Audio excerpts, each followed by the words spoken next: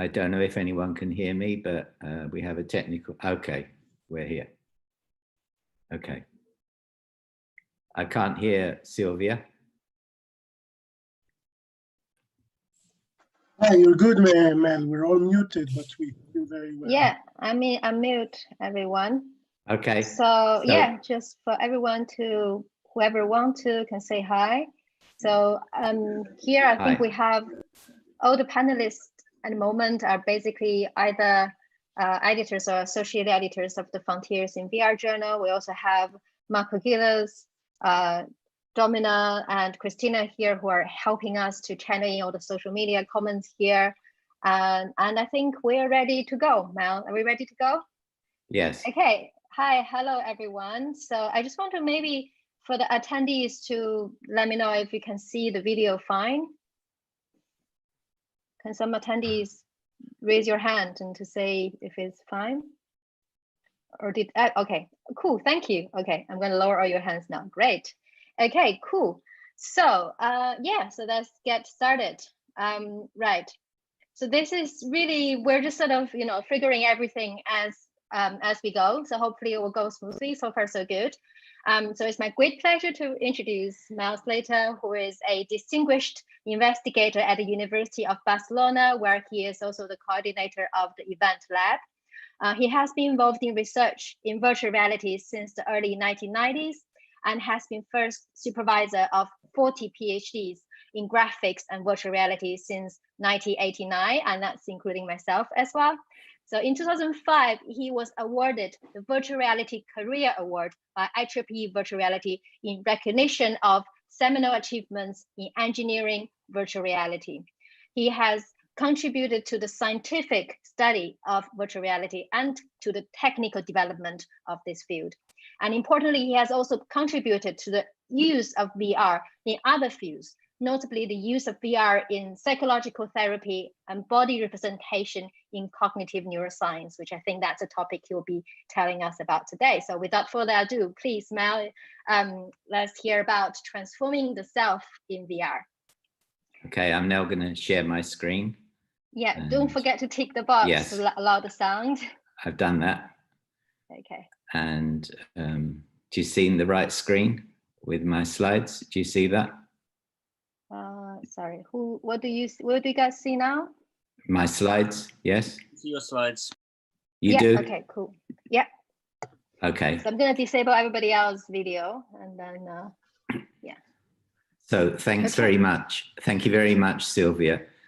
I'm going to talk today about transforming the self through virtual reality. Although I started virtual reality, I had my first project in 1991. It's only in the last 2 months that I've realized how really great virtual reality is. For example, every morning I wake up and I go on trips to my favorite places around the world using a program called Wander on the Quest. I have boxing matches, I play table tennis. I haven't been outside the door at all for 2 months now, but nevertheless, I have the feeling that I have been. So I think virtual reality is really proving itself in this time of lockdown. So as you know, Frontiers is a new journal, and because of the lockdown, the editors got together to put on this seminar series as part of our contribution to the international confinement. I'd really like to thank Sylvia Pan, who's made this technically possible through her Zoom and also organizing the YouTube streaming. Tim Gardner from Frontiers, from the London office, and Mar Gonzalez Franco, who also was helping on the technical side. And each time there'll be a talk, there'll be helpers, and today's helpers are, at least as far as I know, Domna Banacao here in Barcelona, Marco Gilles and Christina Dobre in Goldsmiths in the University of London. But the really strange thing is none of them are there. We're all at home. This is making me feel a bit nervous. It's the first time I've done a talk where everyone's in home. For all I know, you're laying in bed watching this or whatever, but it's great. Let's see how it goes. So the talk I'm going to give involves many people, so the people both in the event in Barcelona now, or who have been in the recent past and have contributed in various ways. So what I'm going to do is talk about, as I've said, when I wake up in the mornings, typically I go to all these various places, or I do these activities, and virtual reality is typically thought of as that way, as being used to transform where we are and what we're doing. But today I'm provide evidence that it can also be used to transform, into some extent, who we are, to transform ourselves. And I'm going to give evidence from 3 studies: racial bias, sexual harassment, and conversations with yourself, then briefly describe some current work, and then conclusions. So my plan is to talk for about 45 to 50 minutes, and then allow questions through the chat. If we run over a bit, I don't think it matters much, because the normal situation, no one's going to throw us out the room. So the whole of this rests on the idea of illusory body ownership. What is illusory body ownership? So a body ownership illusion usually occurs when there's multisensory data that involves a contradiction that the brain resolves by producing the illusion. And a good example of this is the so-called Pinocchio illusion. Here, the subject is the one sitting behind with his eyes closed, and the one in front is only needed for the purpose of using his nose. He has no other role. What the experimenter is doing, she's tapping the nose of the subject and synchronously moving his subject's finger to tap the nose of the one in front. So from the point of view of the subject, his finger is touching his nose, because the 2 percepts, my nose is being touched by a finger and my finger is being touched synchronously by a nose, form into one overall. The only problem is his arm is outstretched, which doesn't make any sense. So the brain doesn't like, the brain could just say, okay, confusion, but it doesn't like confusion. It likes to realize hypothesis. And the hypothesis it comes to is this one. So this is something it's impossible to describe. You can try it yourself, provided you obey the rules of lockdown. You just need 3 people together, and you can try this and see how it feels. A more well-known example of illusory body ownership is the rubber hand illusion, which comes from a 1-page paper in Nature in 1998. So the subject is looking at a rubber hand that he can see in a plausible position in front of him. He can't see his real hand, and the experimenter is synchronously tapping and stroking the rubber hand and the real hand. Again, the subject seeing the tapping, he's feeling the tapping synchronously, and the brain makes one overall percept, which is my hand is being touched. But if it's my hand, proprioception must shift from my hand to the real hand, to the rubber hand. So, for example, this proprioceptive drift, again, it's impossible to describe this. You have to feel it. All you need is 2 people and a glove and a board, and fill the glove with something so it looks solid, and a board. So proprioceptive drift is that if before the experiment, before the stimulation, you ask the subject, point under the table where your hand is, they'll typically point towards their real hand. But after even a few seconds of this stimulation, you say, point to where you feel your hand to be, they'll point more towards the rubber hand. So here's an example. So the one on the right is the real hand, the one on the left is the rubber hand. The subject can't see the real hand, they can only see the rubber one, and both are being stroked and tapped synchronously. And then it's a very powerful illusion. It's a very strong illusion. Not everybody gets it. About typically 80% of people will get it in about 20 seconds. So how do we do this in virtual reality? Instead of using visual tactile synchrony, we can also use visual motor synchrony. So here the person looks down and they see from first person perspective a virtual body that visually substitutes their, if they move, the body moves with them, and they can see it in a mirror or by looking directly down towards themselves. And for most people, this gives the illusion that this is their body. Of course, they know it's not their body. This is an illusion, but it's just like any perceptual illusion. You can stop it by closing your eyes or something, but other than that, the brain just gives you the strong feeling that this is your body. Well, you can also do it with visual tactile and visual motor in this paper, we use visual motor. So this is the virtual body of the subject moving in sync with their real movements. But as each of those balls strikes the body, so a vibro-tactile device is activated on that part of the body, so they get both visual tactile and visual motor. But we find that first-person perspective plus visual motor is pretty good for giving this illusion.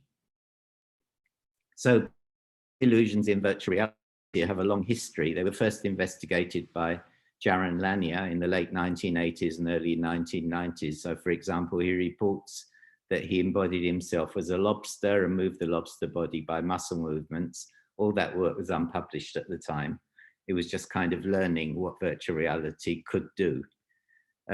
You could read more about this in his very fantastic recent book, The Dawn of the New Everything. Then, in 2007, Bailenson and Yi introduced the idea of the Proteus effect, where they noted that the type of body that you have influences your behavior. So for example, if you're taller in virtual reality than you really are, and you have a negotiation, you're likely to be a bit more aggressive in that, or have more confidence in that negotiation. So they had a social psychological perspective. And then the rubber hand illusion was 1998. And then we came across it around 2004 or so, something like that. And we showed that you could have the rubber hand illusion or the virtual hand illusion work exactly the same in virtual reality. And then in 2008, Petkova and Urson showed a kind of video-based version of the rubber hand illusion, but this worked over the whole body, not just the hand. And again, we showed the same thing using model-based graphics virtual reality 2010, whole body ownership. So body ownership in illusions in VR, this is just to show that there's been loads and loads of papers, not just by us, that this illusion of body ownership works in virtual reality. I won't dwell on that, but what's more interesting is the correlates, like the Proteus effect, the correlates of having a different body. So several examples now have shown that changing the body leads to changing the mind. So for example, I will talk today about racial bias, but there's also making an adult have a child body, illusory agency. You can convince people they're doing something they're not really doing. Changed motor activity. So the way people drum depends on the type of body they have. Pain reduction, cognitive changes, even fear of death have been studied using this altered body perception. So the first one I want to talk about is diminishing implicit racial bias. As we know, racial categorization is apparently something deep-seated, an example of in-group, out-group categorization. And we wondered several years ago whether embodiment techniques could influence this. And in particular, we concentrate on implicit racial bias. And we use the implicit association test. So what is that? This is a rapid response time test. It's not a questionnaire. And the basic idea of this response time test is that if you have black faces with negative words and white faces with positive words faster than the other way around, then this signifies implicit bias. So it doesn't mean that the person is explicitly prejudiced or biased. Implicit bias is more unconscious, like you go on a bus and who do you unconsciously choose to sit next to? It's not that you have any beliefs about inequality or bias or something like that. It's more your automatic behaviors. If you're interested in the whole area of implicit bias, then if you put in Google implicit bias or implicit association test, Harvard, then you'll find loads and loads of these, not just about race, but about many, many other things.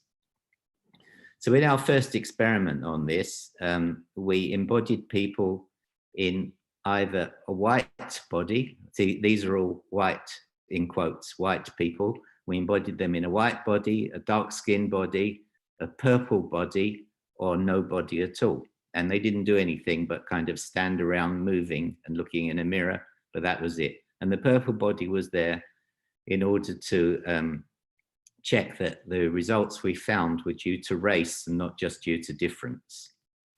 So what we found is in this graph, the bars, the heights of the bars and the lines are standard errors. And higher bias, it means it is on the positive y-axis. And what we found amongst those 4 conditions embodied in the light body, the dark body, the no body, or the purple body, the only one that resulted in a reduction in racial bias post-IAT, post-implicit association test, compared with pre-implicit association test, is when participants were in a black body. And it was like, it's a difficult result because we believe that racial bias is something very strong, but nevertheless, the few minutes, I think this was 12 minutes of embodiment of white people in a black body, led to this change. It doesn't actually change positive bias to negative bias. It actually just reduces the amount of positive bias. So then we did another study where, again, we embodied white people in a black body, and we wanted to know, does the effect hold for 1 week? Because the first time we did the experiment, they had the result, but they had the implicit association test immediately after they had the exposure. And also we wanted to know, is 1 exposure enough, or do you need multiple exposures? So this was published a few years ago. And we had 3 groups with 1, 2, or 3 exposures, each separated by 3 days. So they either had 1 exposure or a second one or a third one, each one of those by 3 days. We measured the implicit association 1 week before the first exposure and 1 week after the last exposure. So here's a video of how this looks. I won't play it all, I'll just skim through. So first of all, here we use the whole bodysuit and NVIS head-mounted display. This is somebody embodied in the white body. First of all, they're just practicing moving and seeing their body. And this is someone in a black body, and so on. And then their task was to follow a Tai Chi teacher, and they could see themselves in the mirror and also looking directly. And why we use Tai Chi is to explain why they had to come back 2 or 3 times, because in some sense they were learning some Tai Chi moves, and basically that's it. So that's all they did, is they did this for a few minutes in a white body or a black body. So let's first of all look at body ownership results. So the bluish one says, how much did you feel the virtual body was your body? Both in the mirror, sorry, not in the mirror, by looking down towards it. And the pink one is, how much did you feel you have 2 bodies? We don't want them to have 2 bodies. We want them to only have the feeling of 1 body, the virtual body. So as you can see, these are box plots. So the thick horizontal lines are the medians, and the boxes are the interquartile ranges.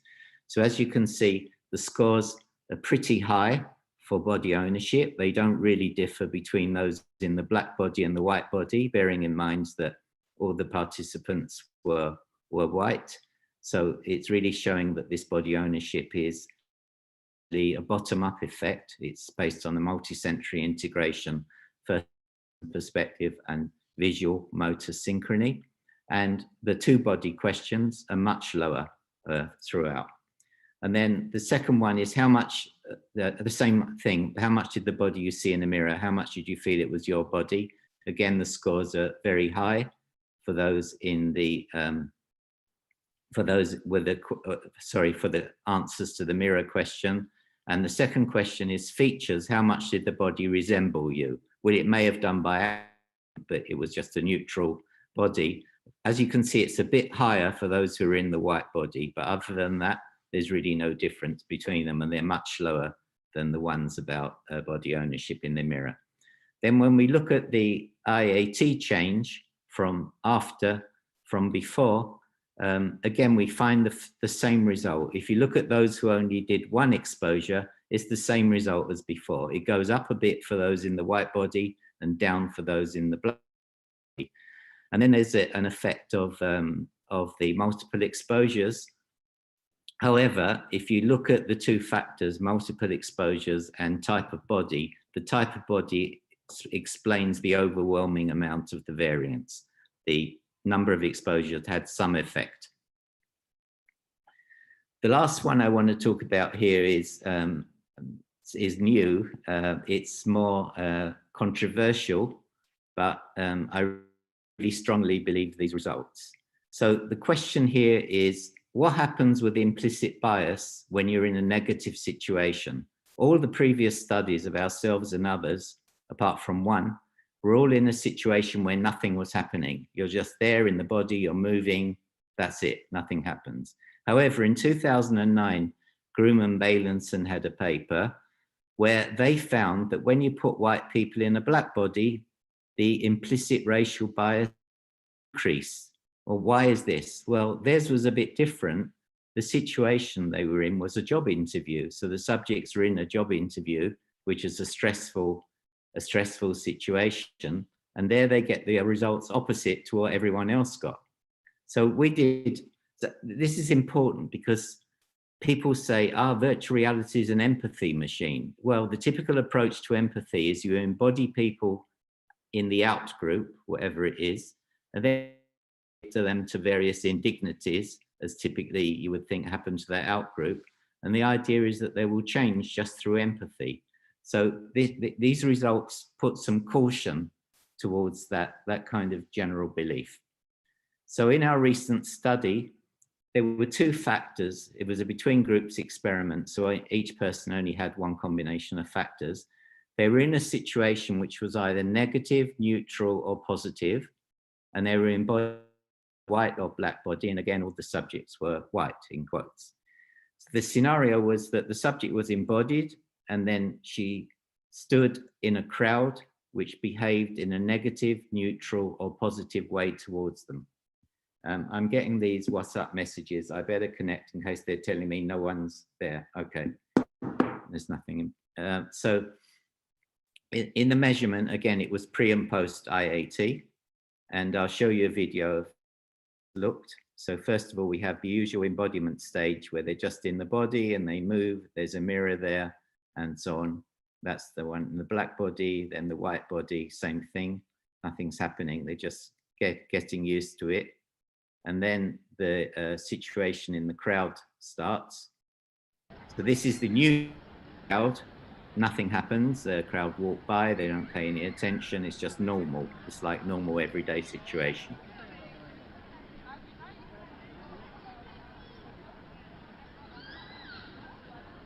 And if we wind it forward, this is the positive crowd. They acknowledge you a bit. So some of them, as they walk by, they nod to you, this kind of thing. Most ignore you, but some nod. It's a more positive kind of situation. And the negative one is the last one. They actively, not all of them, but again, some of them actively see you and then actively turn away. It's rather unpleasant to experience this. This is definitely not normal.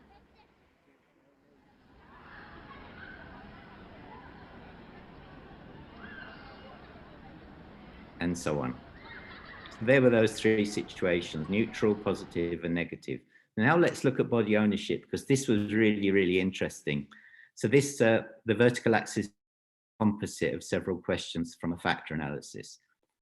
And the higher the value, the more body ownership there was. So if we look at the one that's highlighted there, the negative situation, and you look at the embodiment of the white, those who had been in the white body, it's the lowest one of everybody.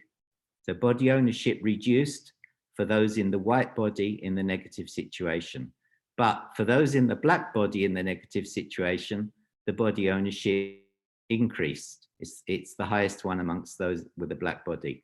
For example, if you compare with this, it's completely different. Or now if we look at the IAT, the middle one just reproduces previous results. Those in the white body, it increases a bit, and for those in the black body, it decreases. In the positive, this is emphasized more.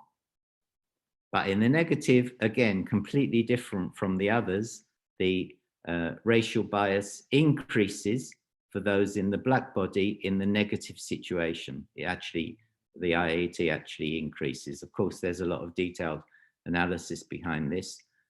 This is just like the highlight of the result.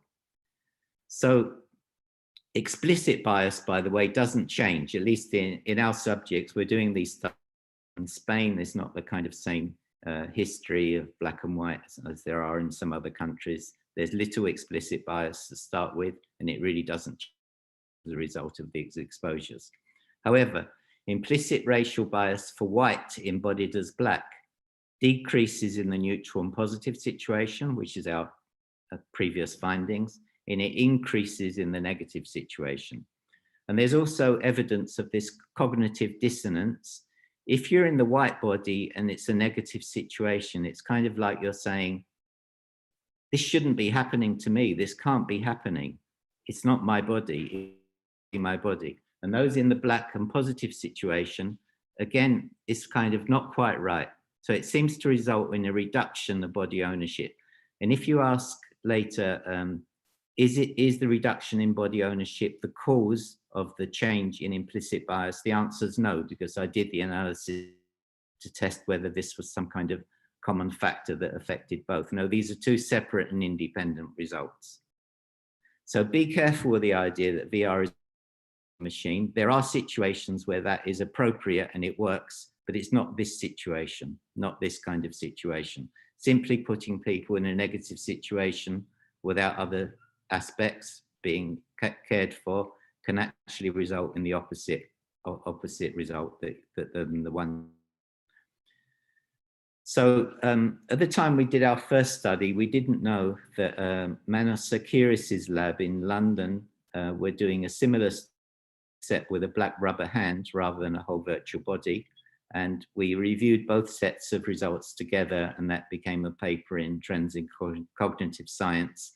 And by the way, this implicit racial bias result in the neutral or positive situation has been found now more than 5 times amongst our others. And I think it's based on a disruption of associations between the body type attributes and the attributes that you have for yourself. So for example, we have some evidence that if it's somebody with low self-esteem, this doesn't work. So you've got to have reasonably good associations with yourself for this to actually work.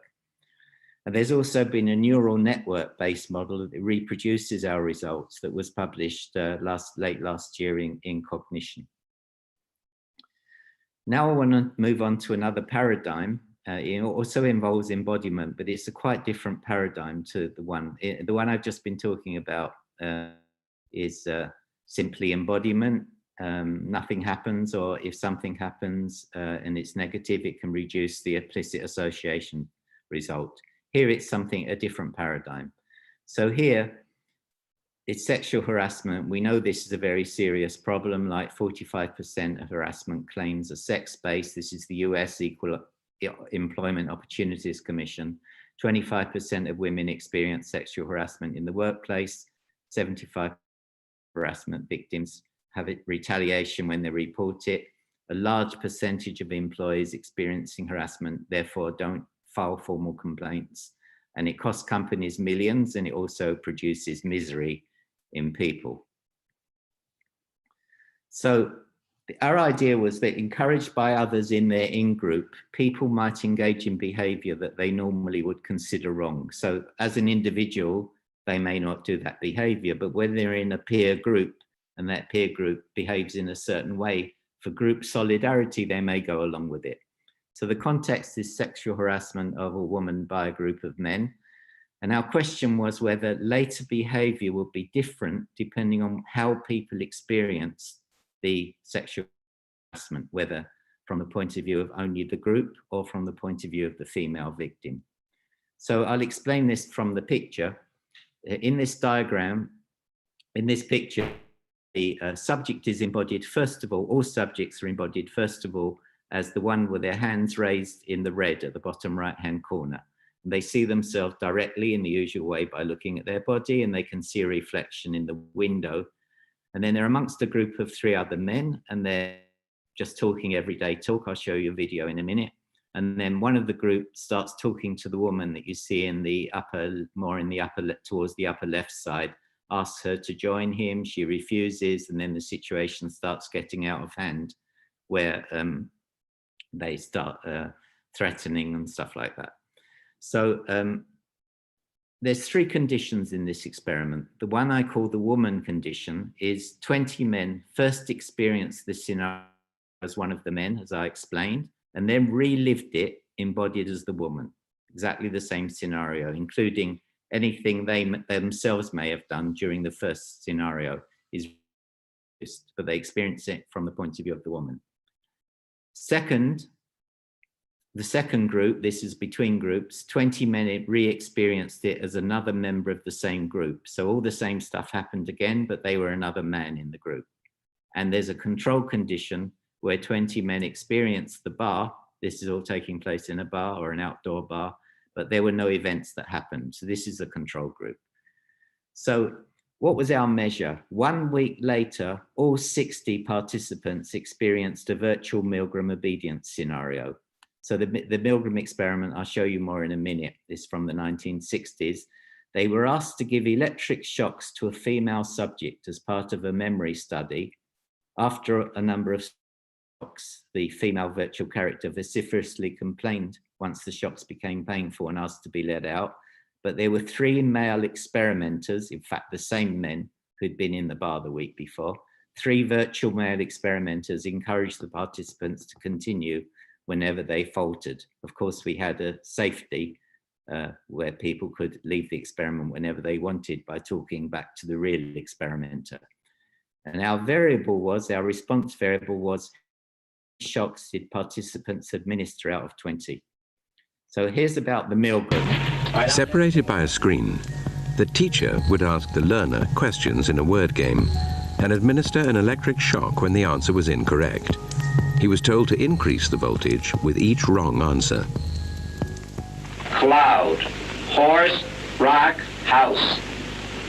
Answer. Wrong. 150 volts. Answer, horse. Experiment, that's all. Get me out of here. Get me out of here, please. Continue, please. Go right on. I refuse to go on. Let me out. You refuse to go on? The experiment requires you continue, teacher. Please continue. So this was the one of the examples. He did many different experiments. So this is one of the paradigms of the Milgram experiment. They were asked to give up to 400 volts to strangers in the name of science. Of course, the stranger was an actor, but the subjects didn't really know that. And Milgram did this because he was interested in how can things like the Holocaust happen? Do people obey authority? And what was really shocking, and this is still current today, and not a week goes by when you don't hear something about the Milgram experiment, including what I'm saying right now. So what percentage of people would administer a lethal 400 volts just because an experimenter from Yale asked them to do it? It turned out in this particular, and I'm showing you, 60% of people administered 400 volts. They were very stressed by it, anxious about it. As you saw, they complained, but they did it, 60%. There's other conditions where the percentage went down. So here's how our study looked. Again, there's an initial embodiment and a period where the person, then the conversation starts. Bueno, ¿y tú qué, Pep? It's in ¿Cuánto Spanish. tiempo, no? ¿Qué tal? Hombre, Marc, ¿cómo How estás? are you? Siempre, cansado, He's a bit un poco de stressed. estrés, ya te puedes imaginar. You can imagine. Ya, es lo que nos toca. Yo llevo una temporada sin parar también. ¿Y tú cómo He te asked llamas? the ¿Qué es subject's lo que name. haces tú? Yo me llamo Alejandro. Ah, qué chica hay ahí, ¿no parece? Look at that girl over there. Ja, ahora sí que te estás preocupando de lo importante. Pues sí, sí que está bueno. She's sí. nice. Hola, Hey, guapa. beauty. ¿Cómo te Hey, llamas? what's your name? Oye, solo quiero saber tu nombre. He doesn't Mira, answer. Estaba aquí triste, pero te he mirado y me has alegrado el día. Eres muy guapa. She's very Y beautiful. dame un besito. Come and give me a No te cuesta kiss. nada. Un beso así. Dejadme en Leave paz, me qué a- pesados. En serio. ¿No tenéis nada mejor Leave que me hacer? alone. Haven't you got anything better to do? Dice que la molestamos. ¿Pero qué te piensas? ¿Qué te crees? And ¿Que it no te he goes on. visto? They get No more and paras de more morderte aggressive. el labio, tocarte las piernas. Okay, digas I'll que wind no. it forward a bit. It just goes on and carries on like that. And then eventually this man says he's Ya going to verás cómo stand al up and final bring viene. her over. Deja, ahora voy y te la And then it traigo. ends. So this is now the group condition where they experience exactly the same, but from the point of view of another member of the group. Vale, levanta las manos. Okay. An embodiment Levanta- period. and then it starts. ¿Qué It's just chica to hay ahí? reproduce ¿No? Parece que está buena. the same thing. It was all recorded and Ahora sí que te replayed. estás preocupando de lo importante. Pues sí, sí There's que está something buena. Sí. important about this that I could discuss in the Hola, question guapa. time to do with ¿Cómo te ethics. llamas? And then the woman group is exactly the same. They're embodied as the woman, and they experience the same thing. Levanta la mano, saluda hacia... En paz, qué pesados. En serio, ¿no tenéis nada mejor que hacer? Qué fuerte, macho. Dice que la molestamos. Las tías deberían llevar un manual de instrucciones o algo. A ver, es que no hay quien las entienda. Esta se cree superior a nosotros.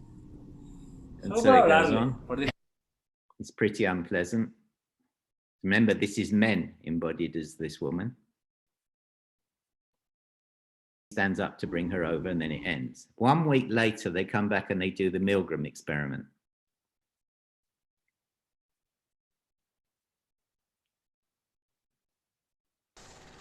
So there's 3 experimenters, explains the procedures. The virtual character is supposed to give answers of a word that pairs with a cue word.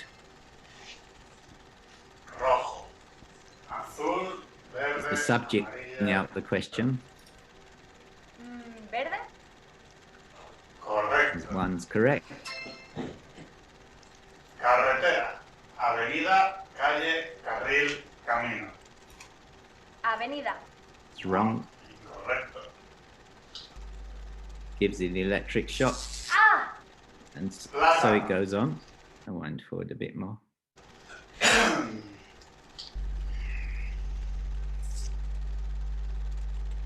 ¡Ah! Dejarme salir. Let me go out. Va, no le hagas caso. Ella también acepta nuestras The condiciones. experimenters Ya say, sabes don't cómo son take las any mujeres, notice. muy She accepted exageradas. our conditions. And they refer back to the kind of statements that were said in the bar, like women are always complaining, Cacahuete. they're exaggerating, this kind of derogatory statements. Carretera, avenida, calle, carril, camino. Avenida. Incorrecto. It's very, ¡Ah! En ningún momento habíamos I quedado never que agreed esto to this pasaría. at any minute. Dice que no. Again, experimenters tried to persuade the Mira, subject tú to eres carry parte de on. nuestro If the equipo y subject ya really sabes a does quién want to tienes que leave, he escuchar. just has to turn to the real experimenter and say, get me out of here. So what happens? So this is the histogram of the number of shocks that people gave. So this is the group condition. The majority went ahead and gave all 20 shocks. If we now look to the woman condition, the situation changes. Around 8 or 9, after shock 8 or 9, the subject then, the virtual victim starts complaining, let me out of here, I didn't agree to this. And there, a large number of the people in this group, they stopped. And of course, a group went on to still give all 20 shocks. In the paper, we explain this, why these, of course, in more detail. And the control condition is like an interpolation between the other two. It's halfway between one and the other. So re-embodiment as the woman or in the group, each had a strong effect. In the group, actually, it increased the number of shocks, and in the woman condition, it decreased the number of shocks. The evidence suggests that it diminishes the legitimacy of the peer group. Those in the woman condition would later refer to the men as idiots. So why should they take any notice of them? They've seen it from this different point of view. So being in the group as another man led to a greater tendency to give shocks than the control group. So embodiment in this scenario experienced from different perspectives is a powerful learning technique. Nobody told anybody what they're supposed to do or what they're supposed to think. It's a powerful way possibly to reduce violent behavior or harassment with many possible applications. The main thing I want to talk about is self-counseling. And actually, this is another example of the same paradigm I've just talked about, but in a different context. So the idea here is that we're typically much better at giving advice to a friend than we are to our, a friend comes with advice. We can often see things from a point of view that they can't see it from because they're too involved in it. But we talk to ourselves on the inside all the time. Our idea was to object by the you that you talk to when you talk with yourself. In other words, we transform a conversation that you have within you as if it were a conversation you're having with someone else. And the particular thing we look at is personal problem solving. So the idea is this, that we can embody people as anybody with first person perspective and real-time motion capture. So for example, we can embody you as Sigmund Freud. Sigmund Freud actually wouldn't have been my choice, but this is how it works. So the way the first experiment we did a few years ago worked is that we did a scan of the person. That's what you see on the left. They explained the problem to Sigmund Freud, and then they were Sigmund Freud, and they heard themselves explain their problem, and then they could give an answer or a suggestion, and then they could swap back to themselves and hear Freud's answer, and then have a whole conversation with themselves, swapping backwards and forwards. So here's how the latest version of this looks. First of all, we scan the person. This is just done with a depth camera on an iPad. It takes about a minute. Then you get the virtual body, which looks like... Okay, so what is the problem you'd like to talk about today? My problem is that I'd like to take better care of my health. That usually I'm sitting for 8 hours in my job at work and I don't get any exercise, and I feel like I should maybe do something about that. Okay.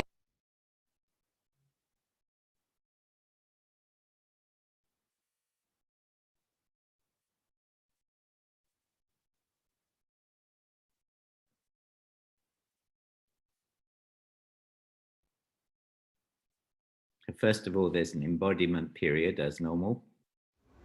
Please look down towards your body. Raise your right hand.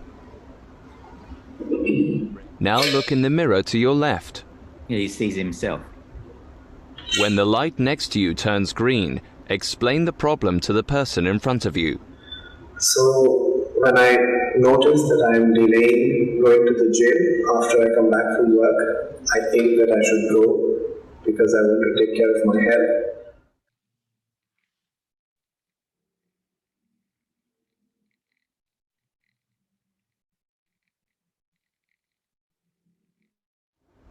Now listen to the person in front of you, and when the light next to you turns green, reply and try to help them find a solution. So when I notice that I'm delaying going to the gym after I come back from work. Okay, so why do you think that you delay? Why do you think that you're not going? What seems to be the problem? Why do you think that you delay? Why do you think that you're not going? What seems to be the problem? What seems to be stopping you? So the control condition was without body swapping. You still spoke to Freud, but that seems interesting. Restricted. Can you tell me a bit more about it? So in the study, we did 29 people in 2 different groups, the experimental condition and the control condition. They had a screening 1 week, and then the clinical problem framing. Then 1 week later, the VR, and then 1 week later, further discussion with the psychologist and answering questionnaires. And the body ownership was high, both in their own scanned body and in the Freud body, illustrating again that this body ownership is a multisensory integration issue, not so much top down. The body doesn't have to look like you. So these are answers to some questionnaires between the 2 different groups, control and experimental. So people in the experimental group who did the body swapping, they got better knowledge of their situation, better understanding, new ideas about it, better control, and it helped them. And this one I think is more interesting. It tells you the proportion of people who experienced a change as a result of the discussion. So prior VR, both groups are, obviously, as you'd expect, the same. Immediately after VR, the one in the experimental group, more than 80% compared with under 40% experienced a change. And that's more or less maintained 1 week later. So those the control group, basically, there's not really any change over the 3 weeks. For those in the experimental group, there's a change, and it survives at least a week. Now, I was going to say that here we used it for personal counseling, but I use this myself sometimes. So I was going to go to a talk, a real talk with physical people there, and I wasn't clear what I should talk about. So I used this, but instead of speaking to Freud, I spoke to Steve Jobs.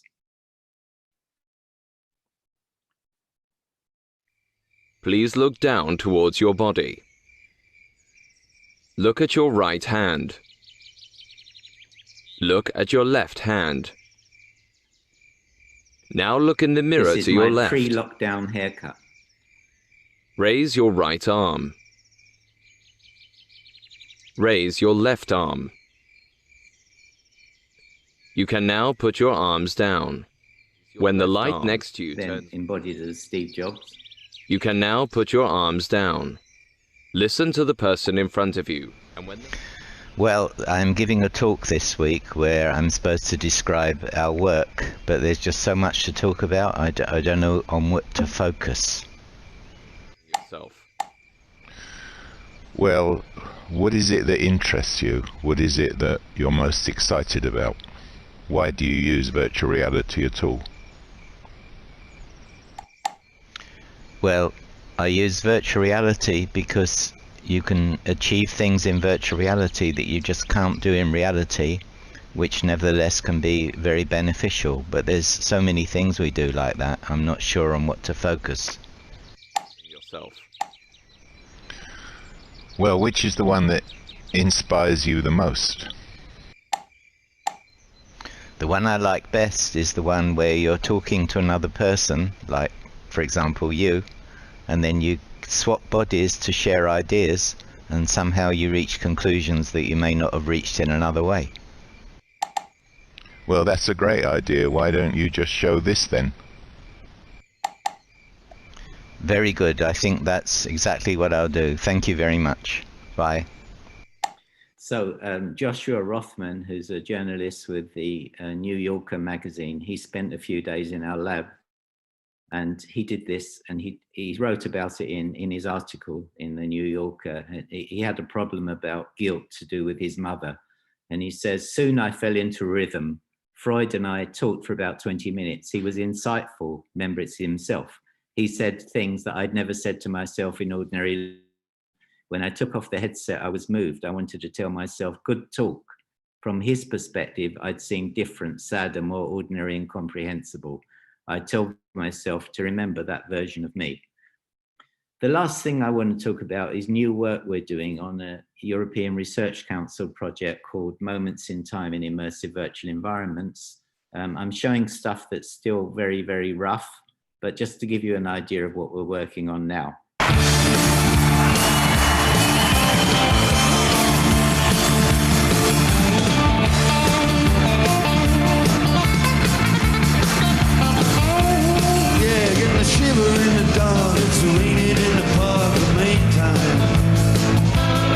Stop that because it makes me feel very good. So what we're doing is reconstruction of rock concerts from the early 1980s, and we're using this as a platform for the study of presence in past actual events, music and auditory effects, large-scale events using agent-based models, navigation through large spaces, and re-immersing older people in their past. So we've had a lot of fun also with this project, and a lot of it involves computer vision and reconstruction from video and photographs. And here's an early example of something we've been doing. So people from the lab had a picture of me, and they brought it to life. As I said, there's glitches in this, it's early stuff, but it illustrates the idea.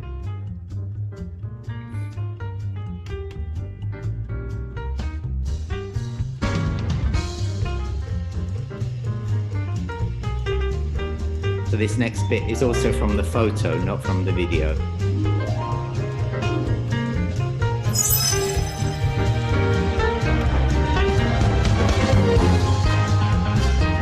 My daughter said, "You can't dance like that."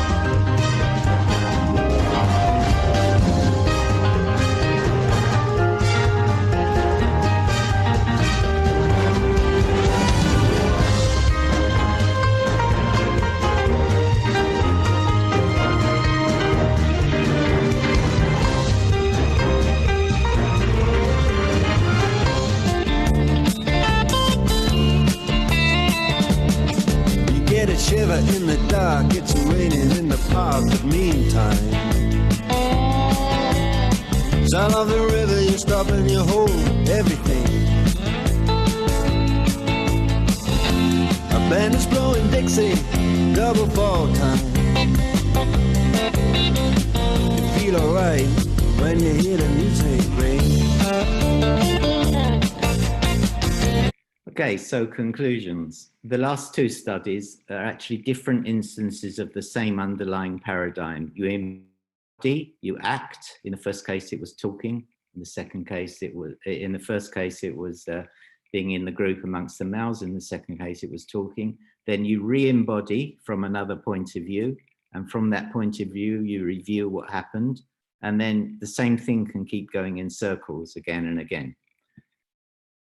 The implicit attitude change, I think, relies on a confusion of positive attributes associated with self. Positive attributes, it's why I said self-esteem could be an important factor in this working. Positive attributes associated with self with negative attributes of the outgroup. And it changes the way the brain samples group attribute pairs. Explicit and behavioral change relies on gaining a new information from the point of view of the other. This is the one in the sexual harassment, for example, or indeed the one with the talking to Freud.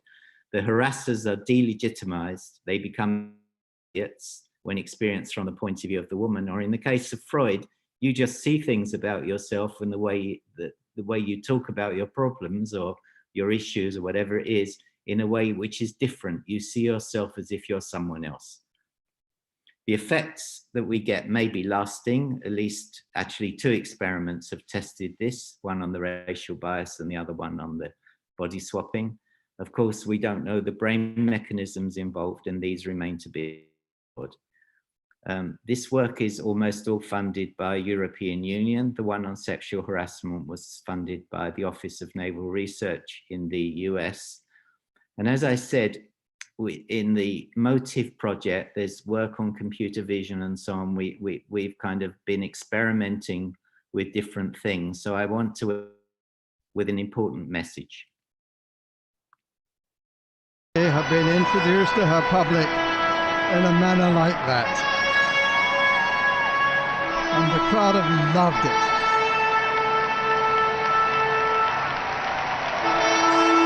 Every man and woman on his feet to again celebrate Her Majesty in her Diamond Jubilee year. So people do these kinds of things without telling me, but on the other hand, they're fun. So I'm going to stop sharing the screen now, and I think there could be some questions. And, I decided to bring myself back in because I think I've been laughing so much, and I think we need a, please make some noise, raise your hands or something, so Mel can feel that how much fun you've had listening to the talk. So we have the attendees raising their hands. I see lots of happy faces on YouTube as well. I just want to have some of the energy from these 2 channels channeled through here. I was laughing so much. It was such a fantastic talk. So yeah, we have quite lots of questions actually. So the first one is from one of the panelists, Michaela. Hello, thank you for the amazing talk. What app did you use to make the avatar scan of the people in the self-counseling experiment? It's not an app, it's something developed by the spin-off company Virtual Body Works. So it's in-house, it's not an actual app to do this. Okay. And the next question is from YouTube.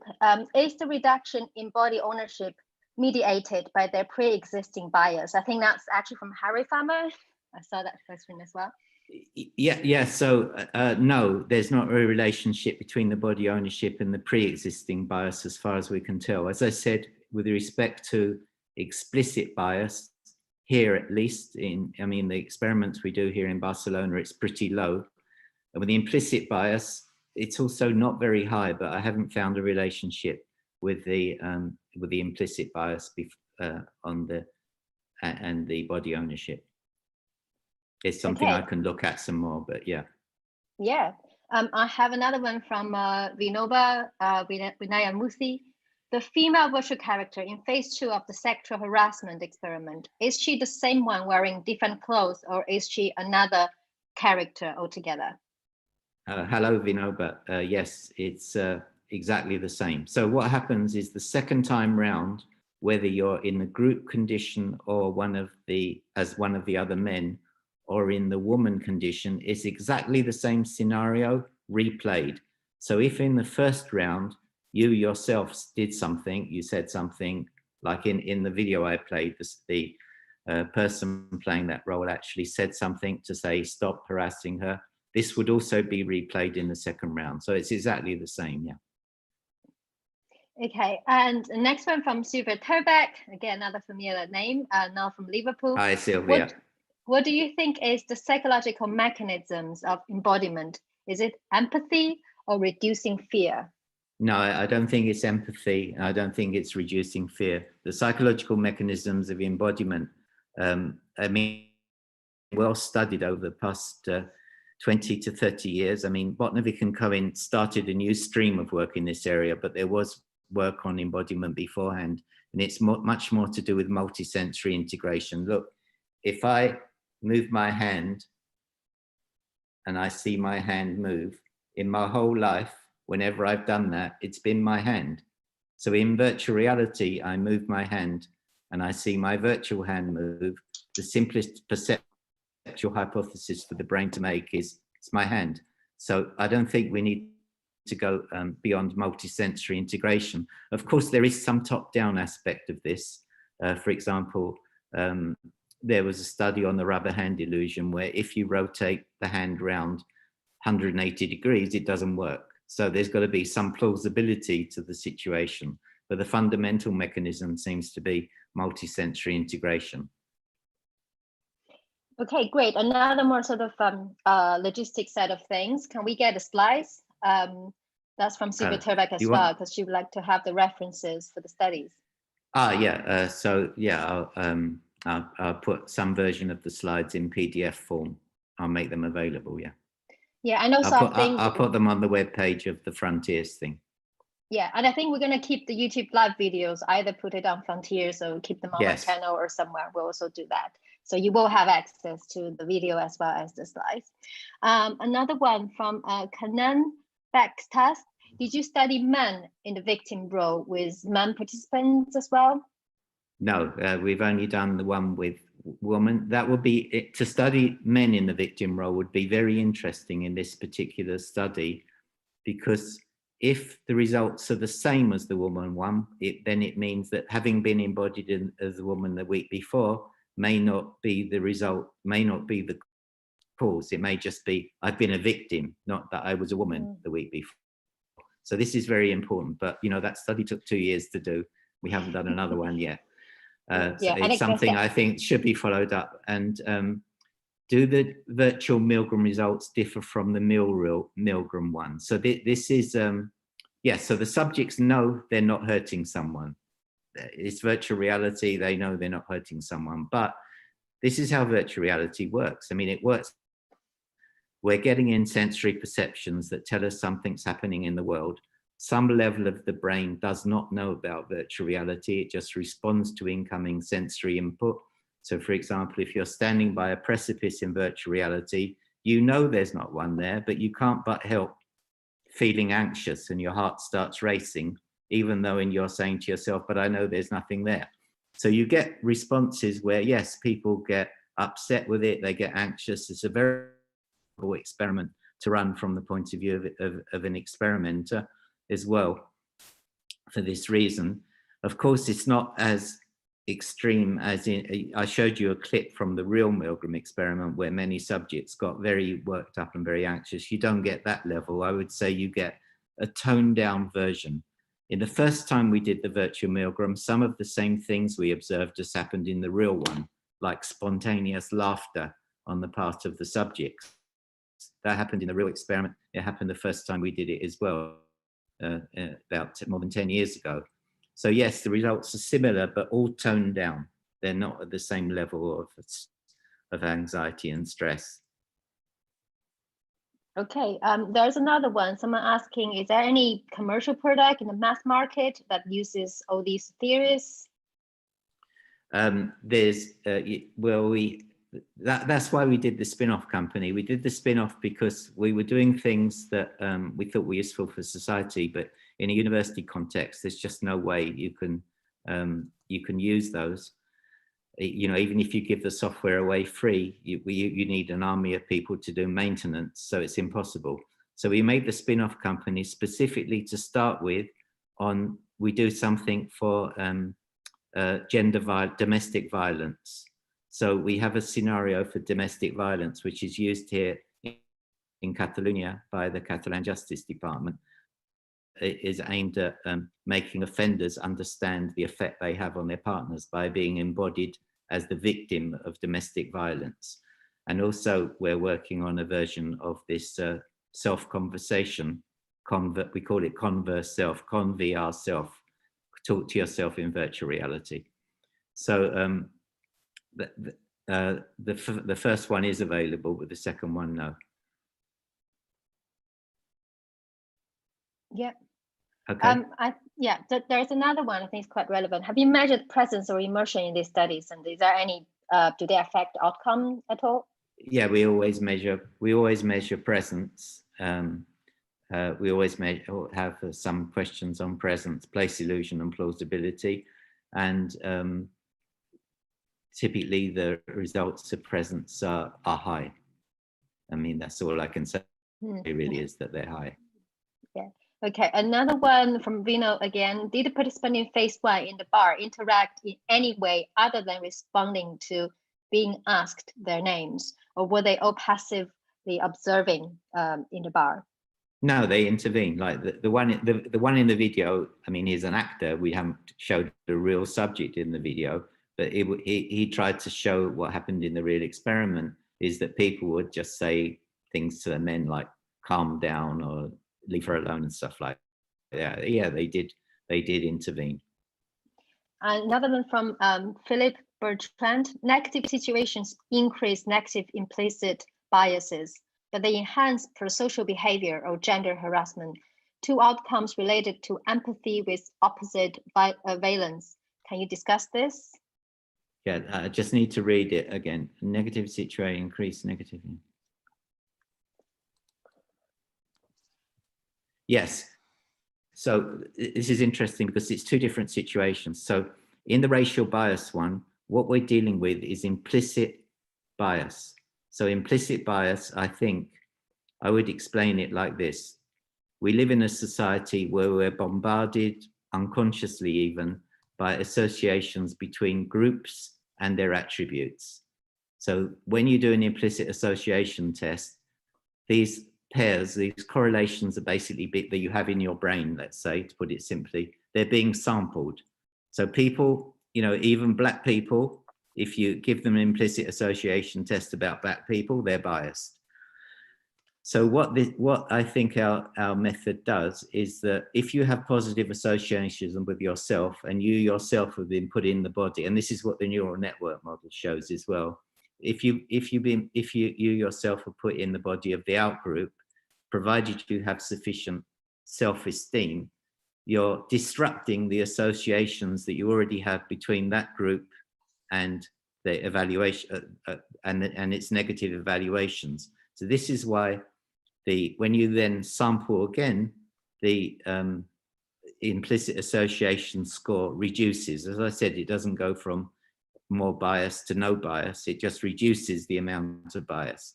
However, in the sexual harassment or the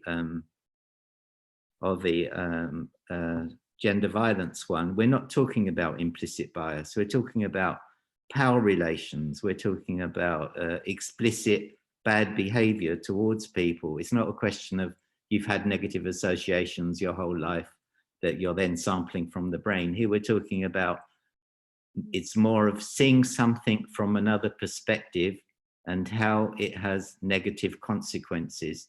And then when you try to engage in that behavior again, you remember the bad feelings you had when you were in the victim of that, and that stops you from behaving in that way in the future. I haven't explained this very articulately, very well, But what I'm saying is that the two situations are different. Implicit bias is really different from power relationships within couples, for example. And what you're doing is you're showing one half of the couple how it is to be attacked by the other half, so that when you try to do that again, you remember those bad feelings and it somehow stops you from engaging in that behavior again. One day I have to write this down. Actually, it is written down in one of the, it actually is written down in partly in one paper and in a new paper we've just submitted. Yeah. At least now you have the video recordings of this, you can watch and Yes. write down whatever you have forgotten. Yeah. But basically you're saying these two situations maybe affect different part of our brain, therefore Yes. are really looking at different ways VR could change the way we Exactly. interact, we see other people and It's basically seeing and experiencing something that you've been involved in, but from a different perspective. That's the difference. Yeah, that's different from being somebody else in the Exactly. more traditional sense. Yeah. Okay, I have another one. Thank you for your insights. I have a quite technical question. Is it important? Oh, the question is jumping. If the virtual mirror is stereoscopic, and if the virtual mirror camera moves with the participant, or does it matter more that there is an impact of the virtual body moving along with the participant, like a virtual webcam? I think this sensory motor contingency and stereotopic, I think. Yes. So as far as I understand the question, is the question what's more important, yourself move from a first person perspective or seeing it in the mirror? Is that the question? I don't think so. I think it's talking about if the virtual mirror is stereoscopic, and if the virtual camera moves with the participant. So am I having sensory motor contingency in VR, or is it more important? My understanding is that the sort of visual motor contingency. Yes, so I mean, visual motor contingencies are important. Visual motor synchrony. Yeah, so basically, if you move and the body moves, whether you see it directly or in a mirror, both of those are contributors to the feeling of body ownership. They're just different ways of assessing it.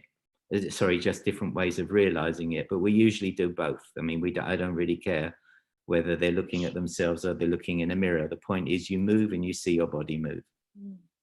Yeah. Okay, and the next one, could you discuss the effect of embodiment illusion on cognition? For instance, the Einstein experiment. Also, could an avatar looking at yourself modulate more sincere and representative cognitive abilities, i.e. for ecological valid cognitive assessment in immersive VR? Okay, so the Einstein experiment is that we embodied people as in a body of a virtual body of Einstein, or as just like an ordinary character of roughly the same age and gender as themselves.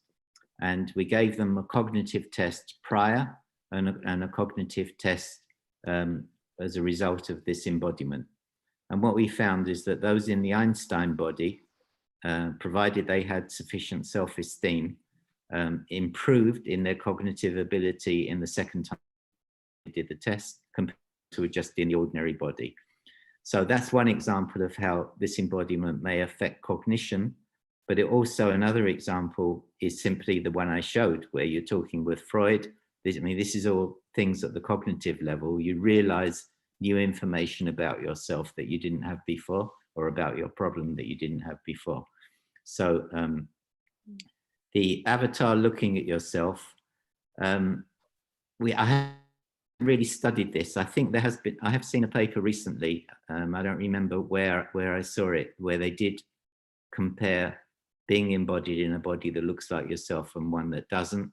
So for the body swapping experiment, the one with Freud, yes, I think it really has to look like you, because it's you who has the problem, it's you who's explaining it, and you see yourself from this different perspective.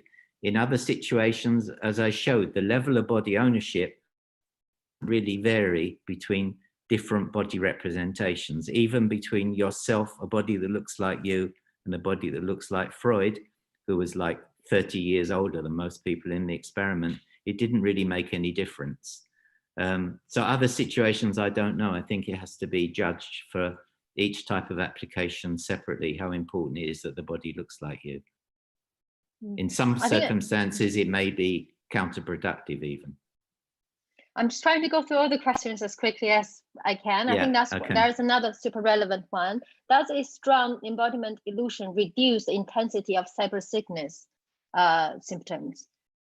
Does embodiment illusion reduce the intensity of cyber sickness? It's not something we really looked at, because in most of the things, when you have embodiment, you're standing in that, you're not, I mean, what causes cyber sickness, or what one situation that causes it is if you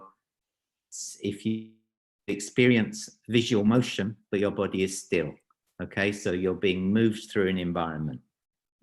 Most people will get cyber sickness in those circumstances. But in all our applications, you're standing or sitting in one place, and the thing that's moving is your own head, and that's updating the view that you see.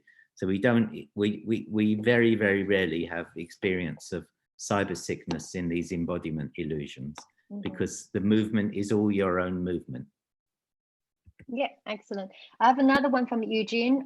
Mel, have you used biosensors for comparing what is actually felt in real time versus subjective or reflective responses for questionnaires after the sessions? Would there have been any disparity? Yes, in some of the studies we've used physiological recordings, like the first one we did on embodiment, whole body embodiment, the paper in 2000 with Bernhard Spanlang and Mavi Sanchez and Olaf Blanke. We did heart rate deceleration. What happened in that experiment is that you were embodied as actually a girl in the experiment, a young girl in the experiment. And there was an older woman there who was stroking your shoulder, and you felt those strokes synchronously with the virtual strokes. And you were either embodied as that girl, or you were by the side, so from a third person perspective. And then later we elevated the viewpoint above the body. This is just one example of physiological measures. We elevated the viewpoint above the body, and while so elevated, the older woman slapped the girl.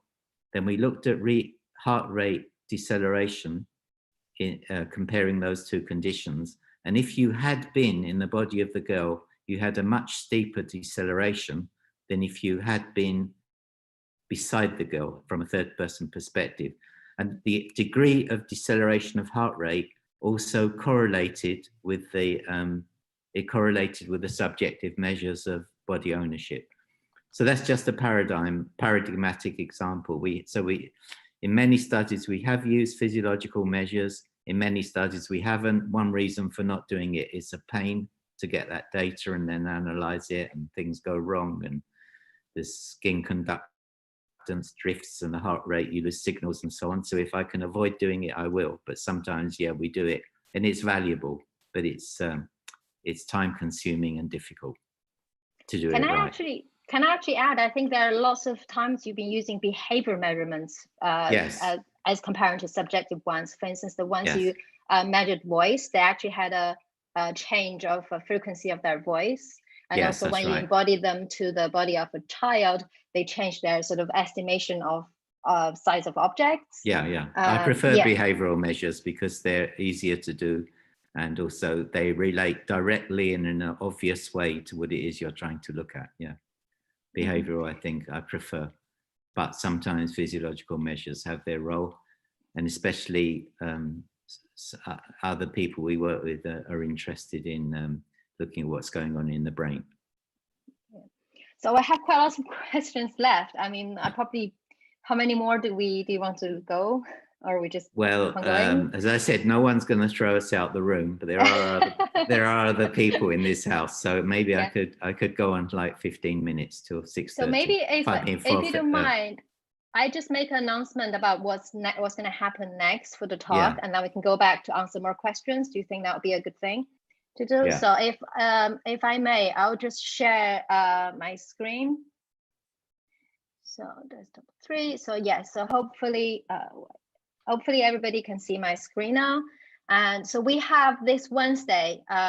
So the next talk of this series is actually the only panel we have planned so far, which is going to be a panel on XR for bringing people together in the time of lockdown and post-COVID. It will be myself with Professor Anthony Steed, Professor Darren Fredman. We also have two partners from the industry, Dave Hayes, who leads the HTC Vive in the UK and in Europe development.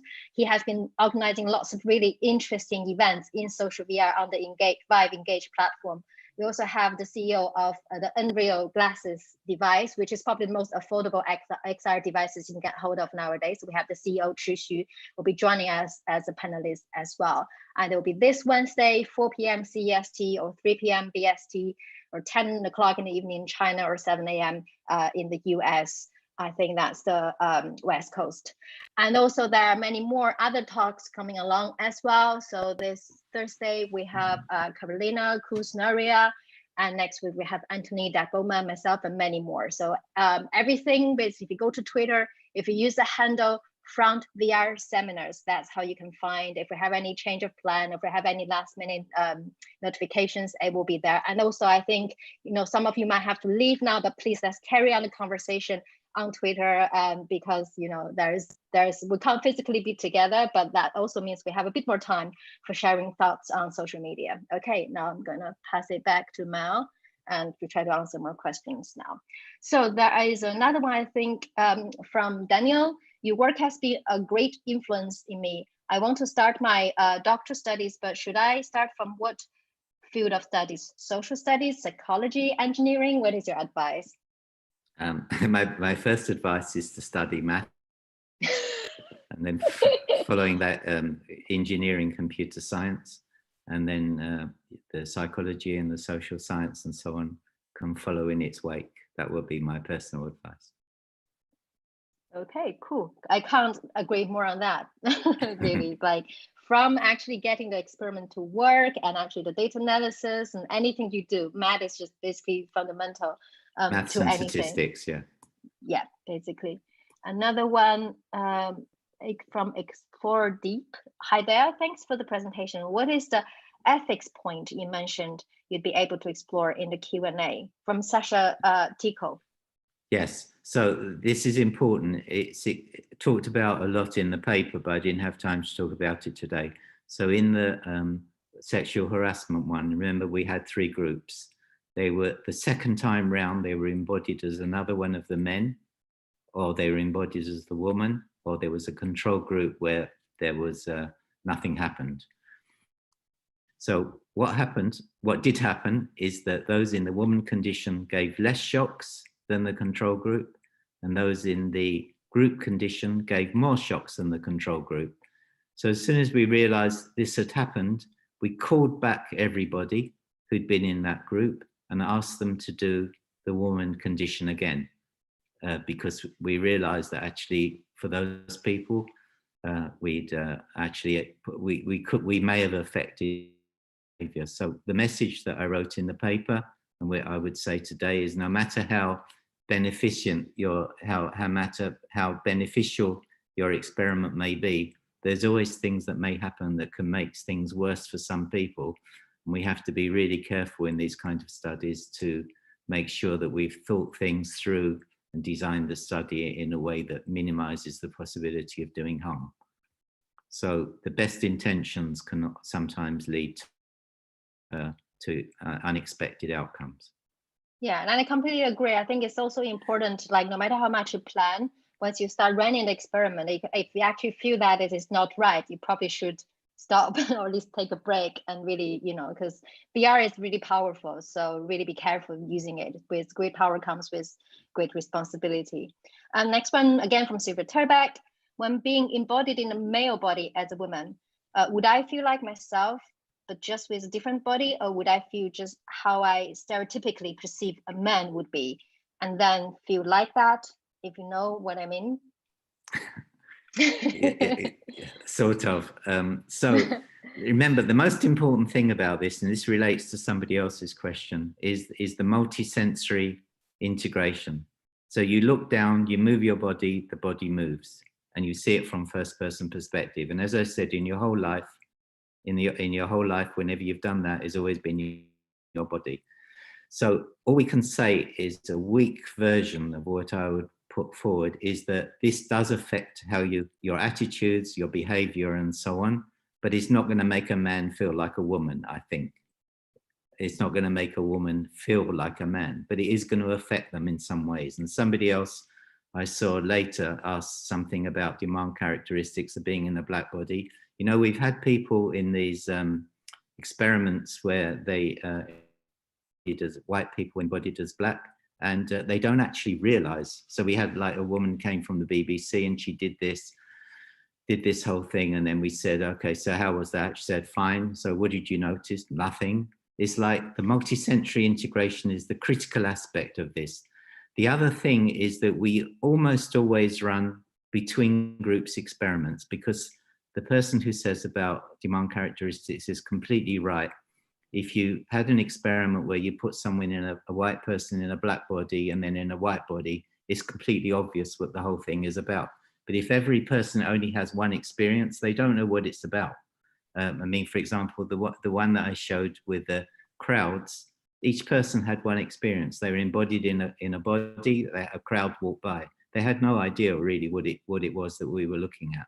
So that's why I always encourage, although it's more costly, in terms of resources, to do between groups experiments in this kind of thing, because otherwise subjects can figure out what's going on and then demand characteristics become important. Okay, and another one from Tune. Is there any difference between using models resembling Steve Jobs and Freud, or any person that is not the same as participant? How important are the perceived personal qualities of the models?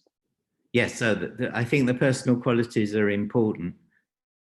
So for example, the Einstein one that I talked about, somebody asked about earlier, in the Einstein one, you know, it was Einstein. I think it's had an effect. If we'd embodied the person in Pedro Gonzalez or Joe Bloggs, I don't think it would have had the same effect.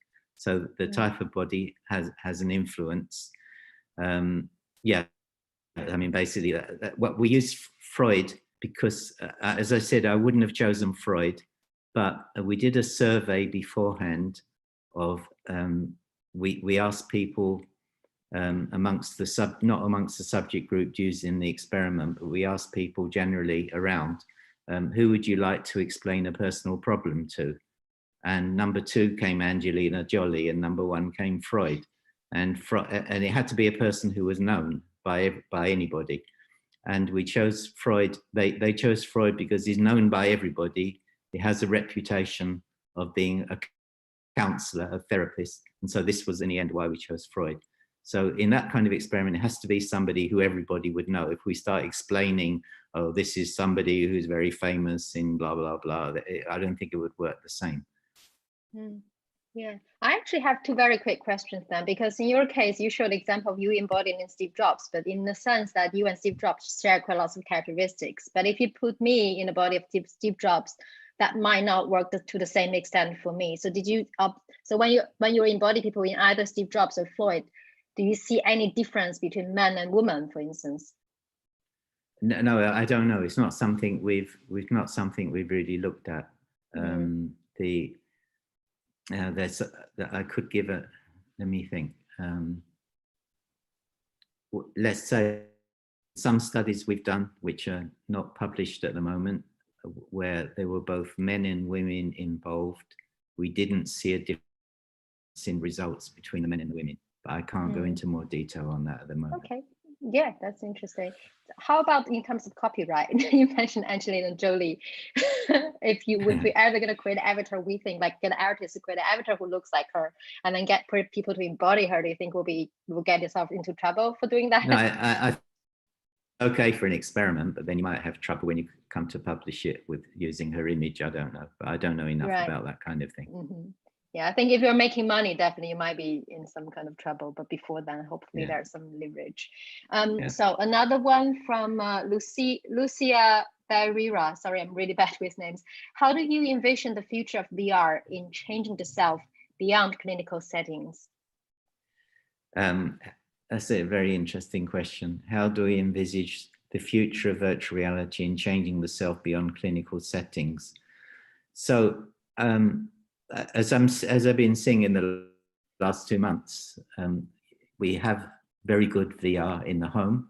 It's very good if we compare it with things that we were using a few years ago that costs 100 times as much.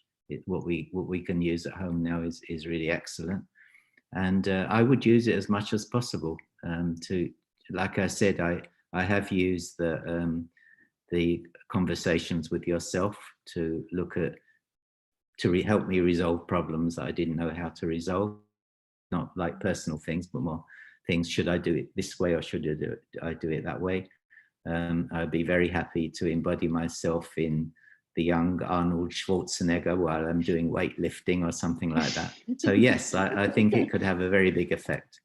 Yeah, no, I'm using Dance Center almost every day now, and I'm looking forward to, you know, whatever you are doing now, the bit of dancing part you showed in the end. I look forward to trying a commercial version of that. Another one from Jacob Cheeseman, I might have pronounced it wrongly. It seemed quite easy to guess that the study is about racial bias if one sees avatars as different from your own race. I already addressed this one before. Yeah. Okay. Yeah. Okay. Athan Solis, is the sense of body ownership so strong that overrides the uncanny valley effect in ConVR self? How much does the later affect the results of the study? Again, this is an interesting question. It's something I don't know because we're not near the uncanny valley. So it's not that we have avatars that are so good that they can't be distinguished from reality. Yes, the avatar of yourself looks like you and its mouth moves when you move and so on, but no one's going to look at that and say, especially when it's moving and so on, no one's going to say, like this is the actual real person. So we haven't hit that boundary because we're not technically just close enough to it yet. But it would be a very interesting question. Very interesting. I don't know. So the kind of appearance of the avatar you're using, if I understood it correctly, is not super photorealistic. Yeah, I mean, it's a standard avatar, but it's produced from a scan. So it looks like the person. Of course, it has the person's movements because it is that person's movements, and it's good enough for sure for them to be able to recognize themselves. Because I'm more interested in how the appearance. I'm talking to. Yeah. I'm more interested in how the appearance and the behavior actually match, right? Because I feel, you know, it's like the two kind of have effect on each other. So if you super photorealistic avatars, then you really need really good motion capture, higher fidelity. But motion capture in that experiment, it's just from the two hands and inverse kinematics and the head. So it's like follows you, but it's not exact. You're like, and there's no facial expressions yet, right? Yeah, there is a bit, not much, but there's some. Yeah. Okay. One from Ricky. In your racial bias experiment, the purple avatar registered the same racial bias as no avatar. In your opinion, would it help to focus on non-human skin color in social VR in order to combat social bias? Oh, that's a great idea. Yeah. So make everybody purple and genderless. And then, maybe this could help combating some degrees of bias. Yeah, that's interesting. That's something I see quite a lot in social VR. Yeah. So, Daniel, I am from Colombia, and I want to start developing products focused on the post-conflict time we're living. Do you know any studies focused on XR uses in peace and post-conflict processes? Yes, there's someone in the interdisciplinary center in Herzliya in Israel who's working on aspects to do with the Israeli-Arab conflict, and her name is Beatrice Hasler, Hasler. So you should have a look at her work and contact her as well. Beatrice, if I type in chat, will they see it?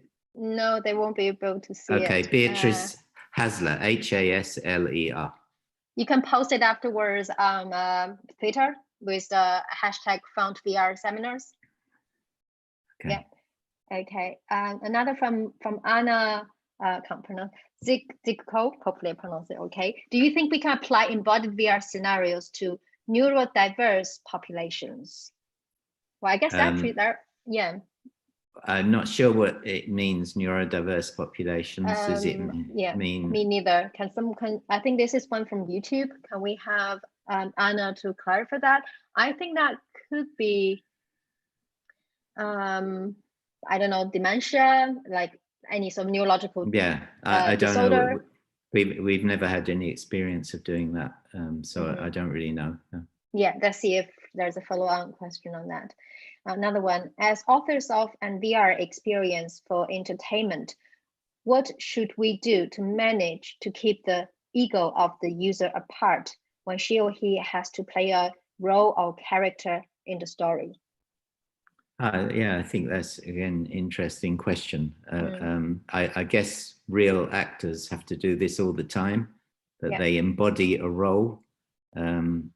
I think I've read that when you put on a mask, or if a man puts a moustache, it somehow gets them more into the role. So I would imagine that embodying in another character who looks like the one that you're supposed to be playing, that this would have a strong effect on helping the person to get into the role or character that they were going to play. So it's nearly time, I think, especially as my daughter has to do a school meeting. Right. We'll have our life going on as well. So thanks again for Mel, for the great talk. And I think you will see lots of happy faces on YouTube as well. And everything is recorded, so we can actually go back to see the comments. And please do continue the discussion on Twitter with all sorts of handles, and hopefully see you this Wednesday. Thank you very much, Sylvia, for organizing this. Thank you, Mel. I'm session. going to unmute. I'm also going to unmute all Frontier attendees and then see if anyone wants to say anything. So you're also live. Oh, we don't have many left, but yeah, if anyone wants to say anything, or if you want to enable your camera, just come and say 2 minutes, say hi. Hi, Doran. No, just to say hi, and everything is looks great. It was great talk. Thanks. Even for me, after hearing these things for, I guess, 17 years, still always new. Any other editors want to join us? Or any of the PhD students, or Marco who wants to, well, actually, Domina is no longer a PhD student, postdoc. Anyone who's been helping, wants to, Christina. So Christina, you've been looking at YouTube. Lots of, by the way, I'm still live streaming. I hope it's fine, right? So yeah, Christina, how was it? With the lots of comments. Very interesting. I have here. Twitter. You're looking at Twitter, yeah. Yeah, I'm looking at Twitter. I have the YouTube on. I have a machine here that trains, so I'm like multitasking. It's very interesting talk. I end up laughing and being super worried that I have my microphone on, but I didn't. So that was good.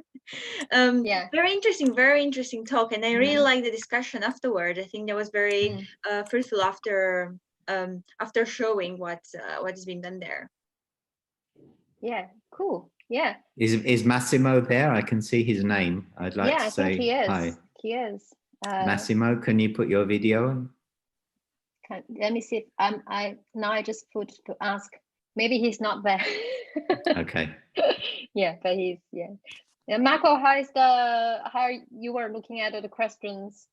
Yeah, all good. Some really great questions. Thanks a lot for answering them all.